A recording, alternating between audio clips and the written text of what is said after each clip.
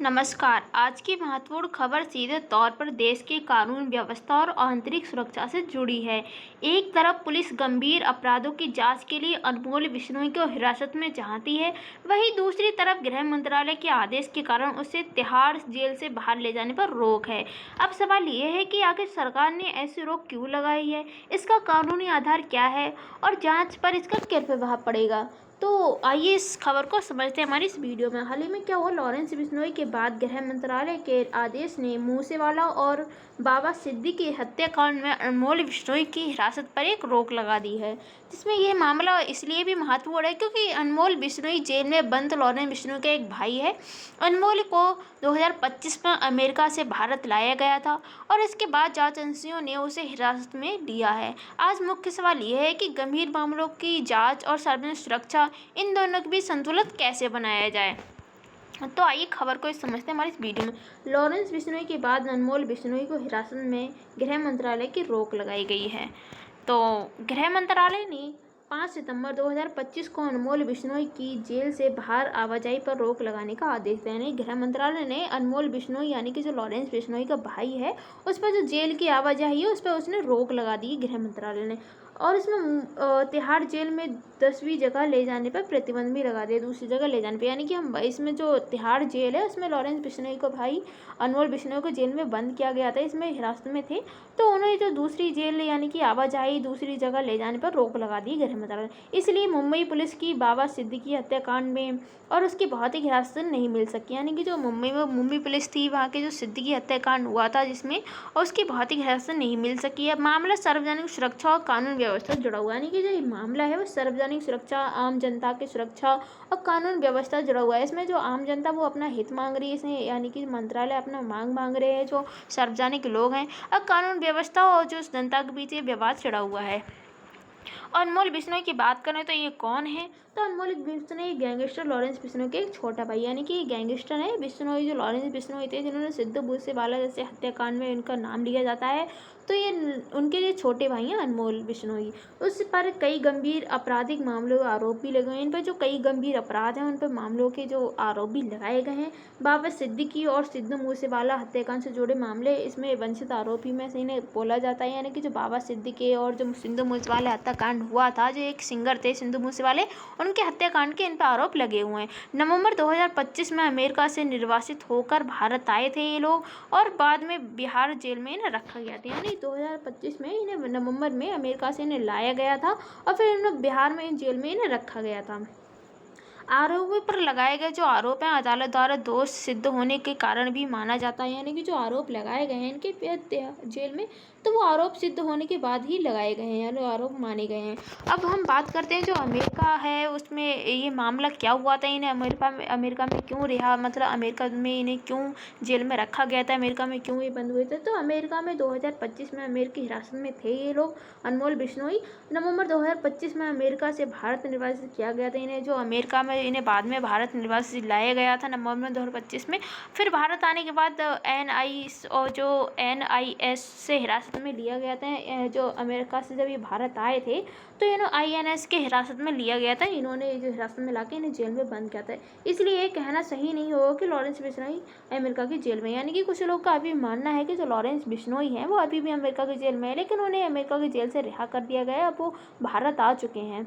अब हम बात करते हैं जो लॉरेंस बिश्नोई है या इनका मामला क्या है, क्यों ये इतनी चर्चा में है आजकल, तो इसकी हम बात करते हैं। तो लॉरेंस बिश्नोई वर्तमान में साबरमती जेल गुजरात में बंद है। यानी कि जो लॉरेंस बिश्नोई हैं वो जो लॉरेंस बिश्नोई हैं यानी कि जो अनमोल बिश्नोई के बड़े भाई, वो अभी साबरमती जेल गुजरात में अमेरिका में ही बंद हैं।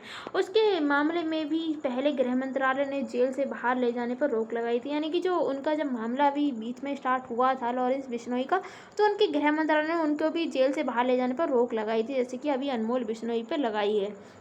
यह रोक सुरक्षा और सार्वजनिक व्यवस्था को जोखिम में देखते हुए लगाई गई थी। यानी कि जो सार्वजनिक सुरक्षा है और जो सार्वजनिक व्यवस्था है जोखिम को देखते हुए लगाई कि लोग जनता उन पे ऐसे कि अपने जो अपने जो आक्रामक लोग हैं उन पे कुछ व्यवहार या कि कुछ प्रकार से उन पर आरोप ना लगा दें। ये सारे देखते हुए गृह मंत्रालय ने जोखिम को देखते हुए इस पर रोक लगाई गई थी। यानी लॉरेंस बिश्नोई और जो यानी कि लॉरेंस बिश्नोई अनमोल दोनों के मामले में जेल से स्थानांतरण को लेकर जो सुरक्षा चिंता है वो सामने आई है। यानी कि जो लॉरेंस बिश्नोई या फिर अनमोल बिश्नोई दोनों के मामलों को जेल में स्थानांतरित इधर उधर ले जाने के लिए लेकर काफ़ी सुरक्षा और चिंता सामने आई है मंत्रालय के पास। अब हम बात करते हैं कि कौन सा कानून है इनको लेने के लिए या फिर इनकी उसके लिए। तो कौन सा कानून इनके सहायक है? भारतीय नागरिक सुरक्षा संहिता यानी कि जो BNSS 2023 में ये बनाया गया था, तो इसके द्वारा इन्हें जेल में बंद किया गया है। धारा 302 के तहत कहा जाता है इसमें अदालत किसी भी कैदी को कार्रवाई या सुनवाई के लिए जेल से अदालत में पेश करने का आदेश दे सकती है। यानी कि जो अदालत है किसी भी कार्रवाई करने से पहले सुनवाई के लिए जेल से अदालत में पेश करने का आदेश दे सकती है किसी भी कैदी को। और फिर हम जो धारा 303 है इसकी बात करें तो केंद्र सरकार या राज्य सरकार विशेष परिस्थितियों में किसी भी कैदी को उसके जो वर्तमान जेल से बाहर ले जाने पर रोक लगा सकती है। यानी कि जो केंद्र सरकार या राज्य सरकार है, जैसे कोई विशेष परिस्थिति होती है, जो कैदी होता है या कोई हत्याकार होता है, तो उसे जो वर्तमान में अगर कोई जेल में बंद है तो उसे जहाँ तहाँ स्थानांतरित करने पर रोक लगा सकती है। जैसे अभी गृह मंत्रालय ने अभी लगा रखी है लॉरेंस बिश्नोई यानी कि अनमोल बिश्नोई को इधर उधर ले जाने पर रोक लगा रखी है। ऐसे कुछ मंत्रालय ने हम लगा सकते हैं जो धारा 303 के तहत। तो यह रोग अपराध है, ये प्राकृतिक सार्वजनिक व्यवस्था और जनहित जैसे कर्म को ध्यान में रखने कर लगाई जा सकती है। यानी कि जो कारणों के ध्यान में रखकर ये लगाई जा सकती है। जैसे सबको अपराध की जो प्रकृति होती है, तो सार्वजनिक व्यवस्था और जनहित के कल्याण इनके कारणों के अध्ययन पर ये लगाई जा सकती है। अब हम बात करते हैं जो सरकार है उसने रोक क्यों लगाई है लॉरेंस बिश्नोई या फिर अनमोल बिश्नोई को इधर आवाजाही के लिए। तो कैदी को ले जाते समय सुरक्षा जोखिम हो सकते हैं। यानी कि जब कैदी को ले जाते हैं, जैसे कि अभी सिद्धू मूसेवाला कांड हुआ था या फिर बाबा सिद्दीकी कांड हुआ था, इसको लेकर काफ़ी जनता आक्रामक थी। जैसे कि सिंगर वो सिद्धू मूसेवाले, तो उनके जो फ़ैन वगैरह होंगे तो ये सारे लोग आक्रामक होंगे लॉरेंस बिश्नोई पर, तो कहीं कैदी ले जाते समय इन पर कहीं हमला ना हो जाए। ये सारे हम देख सकते हैं, ये सारे प्रभाव को देखते हुए इन्हें कैदी से ले जाते समय सुरक्षा जोखिम हो सकती है। इसको लिए इन्हें आवाजाही के लिए मना की गई है। और पुलिस या जनता के लिए संभावित खतरा हो सकता है। जब पुलिस की जो जनता है उसके लिए संभावित खतरा हो सकता है कि जब लॉरेंस बिश्नोई पर लोग हमला कर सकते हैं, तो इसमें जो पुलिस है वो भी प्रभावित हो सकती है, उसमें प्रभाव में आ सकती है, चपेट में आ सकती है। सहयोगियों द्वारा छुड़ाने का खतरा हो सकता है। यानी जो लॉरेंस बिश्नोई उनके सहपाठी हो सकते हैं कहीं भी, तो वो अगर लॉरेंस बिश्नोई को इधर से उधर लाया जाएगा तो वो हमला करके लॉरेंस बिश्नोई को छुड़ाने के चक्कर में, तो ये द्वारा छुड़ाने का खतरा भी हो सकता है सहयोगी द्वारा। ये सारे हम इसलिए सरकार इस पर रोक लगा रही है। सार्वजनिक व्यवस्था प्रभावित होने की आशंका हो सकती है। जो सार्वजनिक व्यवस्था है वो प्रभावित होने की आशंका हो सकती है। लोग सार्वजनिक व्यवस्था पे अपना कुछ हथियार वगैरह डाल ले, बम वगैरह, तो ये सारे इसमें हो सकते हैं। गंभीर संगठित अपराध के मामले में अतिरिक्त सुरक्षा का आवश्यकता हो सकती है। यानी जो गंभीर संगठित अपराध हैं उनके मामले में अतिरिक्त सुरक्षा की आवश्यकता हो सकती है। और इसका प्रभाव की बात करें तो सकारात्मक प्रभाव देखें, जैसे कि कैदी की सुरक्षा बढ़ती है। जैसे कि इस टाइम जब इसका प्रभाव की वजह से कि जो अभी लॉरेंस बिश्नोई है इनको लेकर अभी कैदियों की सुरक्षा बढ़ती है। इसमें पुलिसकर्मियों और आम जनता के लिए जोखिम कम हो सकता है। और फिर जैसे कि और बात करें तो कि जेल से बाहर ले जाने पर दौरान संभावित सुरक्षा समस्या कमी आ सकती है। ये सारी हम देख सकते हैं। और चुनौतियों की बात करें, जैसे कि चुनौती इसमें अलग अलग राज्यों की पुलिस को जांच के लिए आरोपियों की भौतिक हिरासत चाहिए हो सकती है। यानी कि जो अलग अलग राज्य हैं और वो जो पुलिसकर्मी है उसके जांच के लिए, जो कैदी हैं उनकी जांच के लिए आरोपी की जो भौतिक हिरासत है उसको चाहिए हो सकती है। इसलिए वो आवाजाही आने के लिए एक चुनौती बनी हुई है ये। और जांच और न्यायिक प्रक्रिया में व्यवहारिक कठिनाई पैदा हो सकती है। यानी जो जांच होती है, न्यायिक प्रक्रिया होती है, व्यवहारिक जो होते हैं लोग उनको अगर पसंद नहीं है तो ये सारी जांच प्रक्रिया में कठिनाई पैदा हो सकती है। सुरक्षा और निष्पक्षता की बात करें, जांच की भी संतुलन जरूरी होना चाहिए। ये भी एक वजह से सुरक्षा और निष्पक्षता में, जैसे कि अगर कोई लॉरेंस बिश्नोई का अगर कोई ज़्यादा ही उनसे दुश्मनी करता हो या फिर डरता हो या ना मारने की कोशिश करता हो, तो इसमें निष्पक्षता की जाँच भी संतुलन बनाने एक जरूरी चुनौती बनी हुई है। अब हम बात करते हैं जो प्रमुख चुनौतियाँ हैं वो क्या हो सकती हैं इसकी। जैसे प्रमुख चुनौतियों में संगठित अपराध का अंतर्राज्यीय स्वरूप होना चाहिए। जो संगठित अपराध है उसका अंतर्राज्यीय स्वरूप होना चाहिए और अपराधियों के अंतर्राष्ट्रीय नेटवर्क की जांच करनी चाहिए। जो अपराधी हैं उनको जो अंतर्राष्ट्रीय नेटवर्क है जांच उसकी करनी चाहिए कि इन जो अपराध है किसी देश में। अभी हाल ही में जो इनके कुछ जो अपराधी इनके सहपाठी कुछ अमेरिका में या कनाडा में पाए गए थे, तो इसलिए अमेरिका ने भी इनको कैद में अपने हिरासत में लॉरेंस बिश्नोई या अनमोल बिश्नोई को रखा था।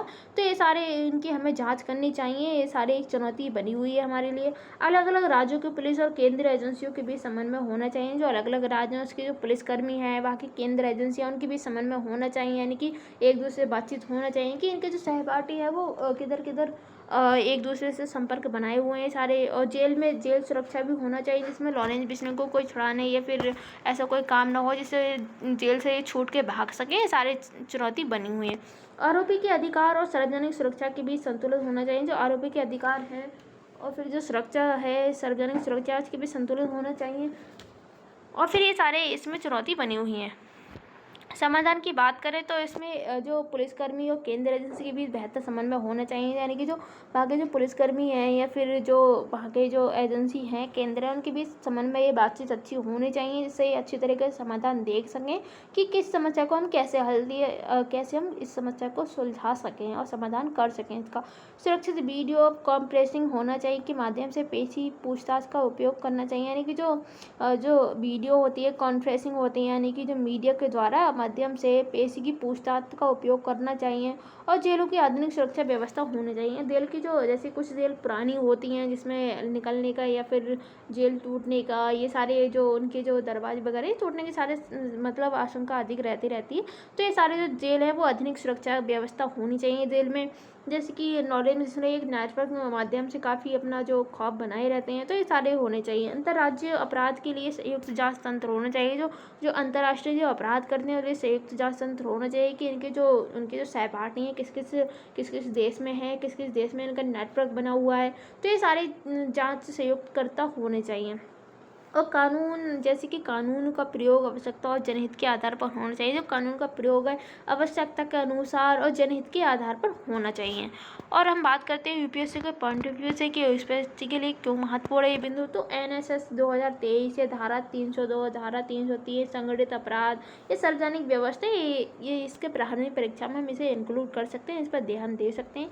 और मुख्य परीक्षा के लिए देखें तो जीएस पेपर 2 में हम लिख सकते हैं कि कानून व्यवस्था को कैसे हमें ठीक करना चाहिए। फिर न्यायिक जो आधुनिक न्याय व्यवस्था होती है शासन होता है किस प्रकार का होना चाहिए जीएस पेपर 2 के लिए इंक्लूड कर सकते हैं।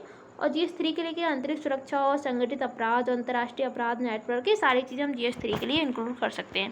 और निष्कर्ष की बात करें तो इसमें कानून व्यवस्था में सुरक्षा जरूरी है, लेकिन सुरक्षा के साथ न्यायिक प्रक्रिया और कानून के साथ संतुलन भी उतना ही जरूरी है। यानी कि जो कानून व्यवस्था उतना ही जरूरी है, लेकिन इसके साथ साथ जैसे कि न्यायिक प्रक्रिया कानून के शासन की संतुलन भी उतना ही जरूरी है।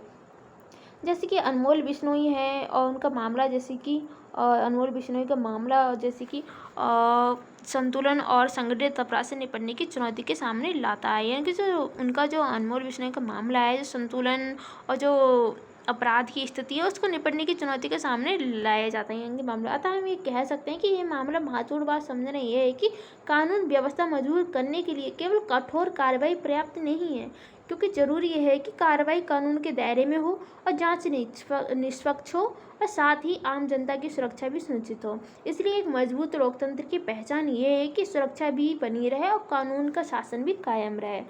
तो आज के लिए इतना ही। Thank you so much.